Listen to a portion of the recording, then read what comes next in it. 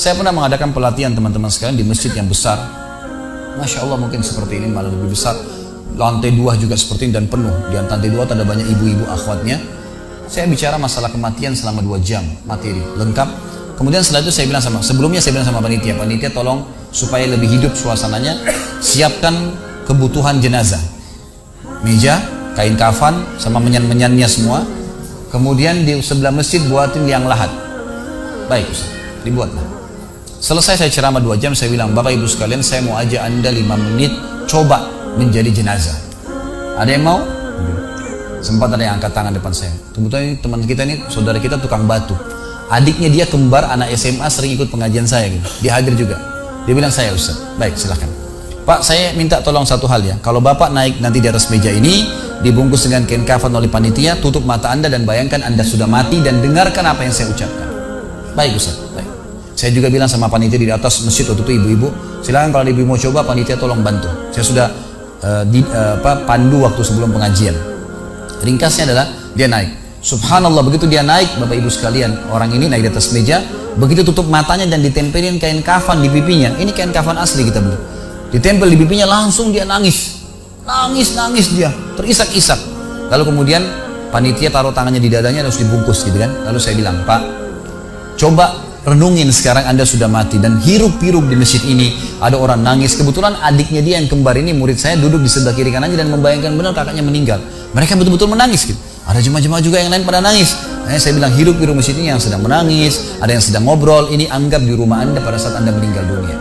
Dan Anda tidak bisa protes. Gak bisa bilang saya tidak mau, jangan ribut, gak bisa lagi. Enggak. Panitia pun menaruh tangan kanan di atas tangan kiri, kita gak bisa protes taruh di dada. Dibungkus dengan kain kafan pun gak bisa. Baik, Pak, bayangkan semua peluang amal saleh yang semestinya Anda bisa kerjakan, sholat malam, sedekah bakti dengan orang tua, baca Quran, sholat berjamaah, yang Anda sia-siakan dan Anda menyesal kenapa tidak kerjakan sekarang. Dan bayangkan semua peluang dosa yang Anda tidak sia-siakan, kesempatan zina, berzina, kesempatan dusta-dusta, kesempatan riba-riba, semua dikerjakan, dan Anda tidak sempat taubat dan Allah akan hukum Anda sekarang. Itu Bapak Ibu sekalian, saya tidak karang-karang dia sampai nangis Bapak ini, terus dia nangis. Lalu saya bilang, tolong panitia datangkan geranda jenazah. Datangkan. Baik Pak, sebentar lagi kami akan angkat badan Anda di geranda ini dan kami akan bawa Anda ke liang lahat sebelah masjid. Diangkatlah dia. Saya bilang, Pak, renungin, resapi tubuh Anda kesentuh dengan geranda ini. Ditutuplah lalu dipikul. Lalu saya pandu pakai mic, saya bilang, Pak, inilah detik-detik terakhir Anda bersama kami. Terus sesalin perbuatan-perbuatan dosa yang Anda pernah lakukan, peluang-peluang ibadah yang Anda sia-siakan. Sampai tiba di luar masjid, saya turun ke liang lahat, saya buatin sendiri tanah. Kemudian saya buatin rumahnya, lalu diturunkan dia. Setelah diturunkan, saya suruh tutup matanya, kemudian ditutup dengan kain. Saya keluar, lalu saya pakai mic, saya bilang, Pak, buka matanya. Inilah rumah Anda sekarang. Walaupun rumah Anda 1000 kali 1000 meter di dunia, kembali ke 1 kali 2 meter. Ini tempat Anda sekarang. Dan sebentar lagi malaikat akan datang menanyakan kepada Anda pertanyaan yang Anda sudah tahu. Selesai. Berapa mungkin sekitar hitungan detik. Ini semua proses kurang dari 5 menit teman-teman sekalian. Lalu saya bilang, buka. Dibuka kain tersebut. Lalu saya bilang, teman panitia bantu Bapak ini keluar dia. Waktu dia keluar dari kuburan yang lahat itu teman-teman, sempoyongan.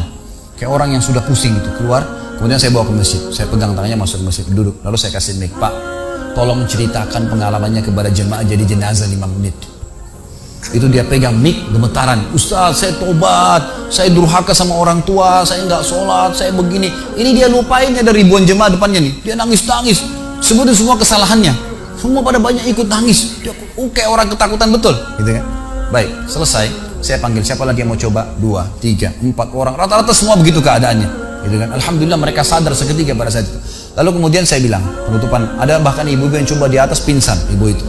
Kita bukan nakut-nakutin, tapi memang saya praktikin. Lalu saya bilang begini, Bapak Ibu sekalian, sebagai penutup acara saya bilang pada saat itu, bahwasanya ini hanya praktek jadi jenazah. Tapi ini ya akan datang satu waktu Anda dibungkus kain kafan tidak bisa kembali lagi. Sekarang masih bisa kembali beramal soleh. Dan ini pernah diperingatkan oleh Hasan Basri rahimahullah. Beliau pernah ngantar jenazah diikuti oleh seseorang. Lalu Hasan Basri tanya, wahai fulan, kalau seandainya jenazah ini tiba-tiba hidup sekarang, apa yang dia kerjakan? Kata orang ini, tentu dia akan sholat, dia akan puasa, dia akan ngaji, dia akan kerjakan ibadah-ibadah. Kata Hasan Basri, kenapa? Dia bilang karena dia sudah mati, dia tahu nilainya ibadah itu. Kata Hasan Basri, yang kau ucapkan benar, tapi di depan matamu ini tidak bisa hidup lagi. Kamu sekarang masih hidup, kerjakan seperti dia kalau dia hidup. Jangan tunggu itu, gitu kan?